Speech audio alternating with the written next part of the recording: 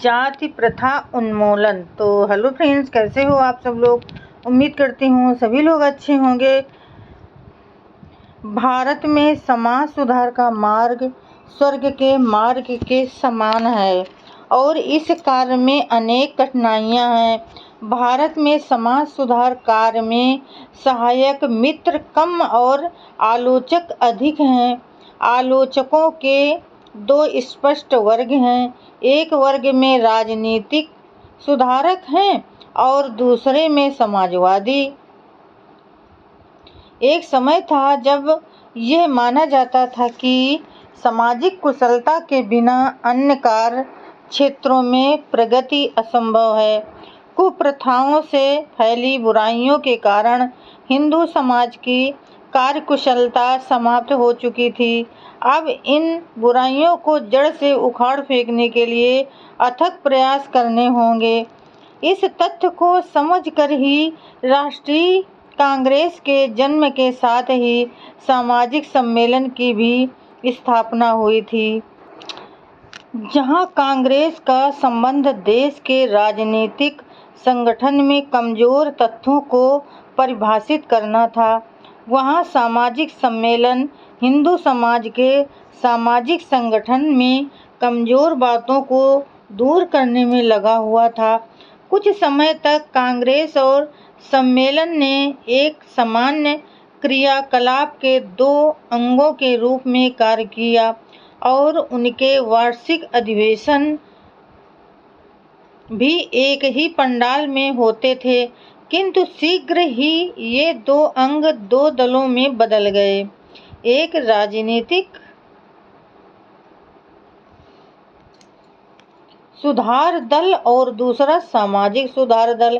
इनके बीच उग्र विवाद उठ खड़े हुए। राजनीतिक सुधार दल राष्ट्रीय कांग्रेस का समर्थन करता था और सामाजिक सुधार दल सामाजिक सम्मेलन का। इस प्रकार दो संस्थाएं दो विरोधी कैंप बन गए। मुद्दा ये था कि क्या सामाजिक सुधार राजनीतिक सुधारों से पहले होने चाहिए। एक दशक तक दोनों शक्तियों का संतुलन समान रूप से बना रहा और उनके किसी भी पक्ष की विजय के बिना लड़ाई चलती रही, किंतु यह स्पष्ट था कि सामाजिक सम्मेलन का भाग्य तेजी से अस्त हो रहा था। जिन सज्जनों ने सामाजिक सम्मेलन के अधिवेशनों की अध्यक्षता की थी, वे इस बात से दुखी थे कि बहुसंख्यक शिक्षित हिंदू राजनीतिक उत्थान के पक्षधर हैं और सामाजिक सुधारों के प्रति उदासीन हैं। कांग्रेस में उपस्थित होने वाले लोगों की संख्या बहुत बड़ी थी। जो लोग उसमें उपस्थित नहीं हुए, उनकी सहानुभूति इसके साथ ही तथा उनकी संख्या और भी बड़ी थी। जो लोग सामाजिक सम्मेलन में उपस्थित हुए, उनकी संख्या बहुत कम थी। इस उदासीनता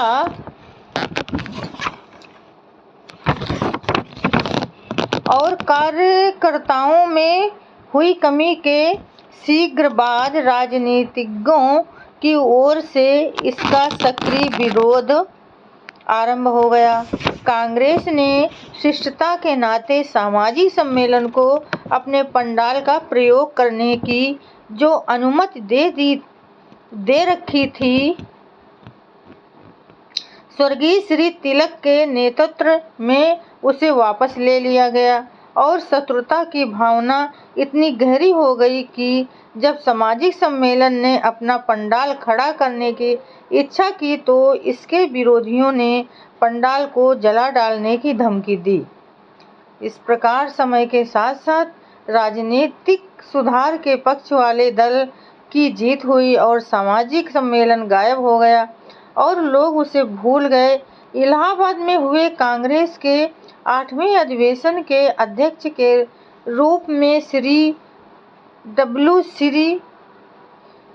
बनर्जी ने जो भाषण दिया था, वो सामाजिक सम्मेलन की मृत्यु पर पड़े हुए शोक संदेश जैसा लगता है। वो कांग्रेस की प्रवृत्ति का इतना घातक है कि मैं उससे यहाँ एक उदाहरण दे रहा हूँ। श्री बनर्जी ने कहा था, मैं ऐसे लोगों की बात सुनने को बिल्कुल तैयार नहीं हूँ जो ये कहते हैं कि हम अपनी सामाजिक प्रणाली में सुधार नहीं करेंगे। जब तक हम राजनीतिक सुधारों के योग्य नहीं हो सकेंगे, मुझे दोनों के बीच कोई संबंध नहीं दिखाई देता।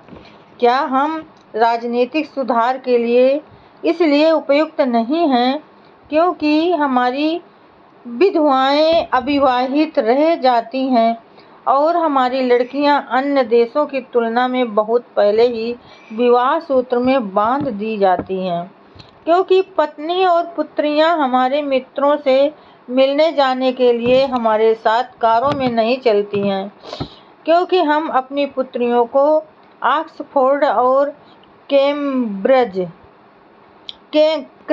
नहीं भेजते। मैंने, जैसा कि श्री बनर्जी ने प्रस्तुत किया था, राजनीतिक सुधार का मामला आपके सामने रखा है। अनेक लोग ऐसे थे जो ये जानकर प्रसन्न थे कि कांग्रेस की जीत हुई, किंतु जो लोग समाज सुधार के महत्व में विश्वास रखते वे पूछ सकते हैं कि क्या श्री बनर्जी की दलील अंतिम है?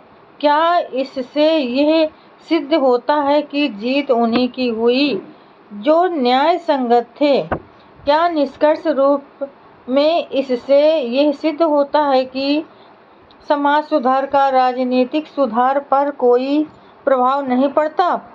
यदि मैं मामले के दूसरे पहलू पर विचार करूं, तो इससे मामले को समझने में सहायता मिलेगी। मैं अपने तथ्यों के लिए अछूतों के साथ व्यवहार का उल्लेख करूंगा। तो फ्रेंड्स, आज के लिए बस इतना ही। कल फिर मिलेंगे अगले नए वीडियो के साथ। तब तक के लिए फ्रेंड्स, जय भीम, नमो बुद्धाय।